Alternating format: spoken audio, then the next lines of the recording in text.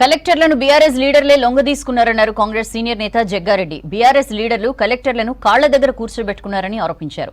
కలెక్టర్లకు అవినీతి మరకలు కట్టబెట్టిందే బీఆర్ఎస్ అని మండిపడ్డారు. బీఆర్ఎస్ నేతలు కలెక్టర్లను మానసికంగా కుంగదీశారని చెప్పారు. అధికారం పోయి బీఆర్ఎస్ లీడర్లకు నిద్ర పడతలేదన్నారు జగ్గారెడ్డి. అధికారులు ప్రశాంతంగా నిద్రపోయే రోజు ఉండేనా?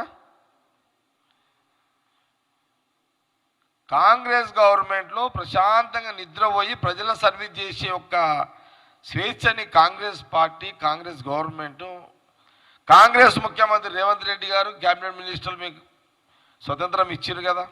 ఒక సందర్భంలో కవిత ఒక సందర్భంలో కుర్చీలో కూర్చుంటే ఒక జిల్లా, రెండో జిల్లా, మూడో జిల్లాలో ముగ్గురు కలెక్టర్లు ఆమె సోఫాలో కూర్చుంటే కవిత కాళ్ళ కాడ కూర్చొని కుర్చీల పక్క కూర్చున్న చరిత్ర అవుతుంది. పాపం వాళ్ళ తప్పు కాదు, నేను కలెక్టర్లను తప్పు పడతలేను. ఏది కవిత పక్క మోకాళ్ళ మీద కూర్చున్న కలెక్టర్లను తప్పు పడతలేను.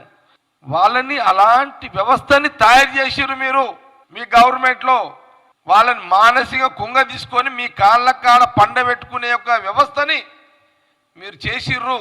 కవితకు ఏం ప్రోటోకాల్ ఉందని కలెక్టర్లని ఆమె మోకాల మీ కాడ కూర్చొని ఆమెకు చెప్పే పరిస్థితి ఏంటి? ఇంత దుర్మార్గం కదా ఇదంతా, ఇది అన్యాయం. ఇది ఇన్ని తప్పులు మీరు చేసి ఎంతసేపు కాంగ్రెస్ మీద బురద జల్లుడైనా, కాంగ్రెస్ గవర్నమెంట్ మీద బురద జల్లుడైనా. కాబట్టి వాళ్లకు నిద్ర పడతలేదు. మెయిన్ ప్రాబ్లం ఏంటంటే వాళ్ళు ఈ 9.5 సంవత్సరాలు ఈ గవర్నమెంట్ ఈ అధికార లాంఛనాలతోటి ఈ రాజ్యభోగ్యాలు అనుభవించారు చూడండి.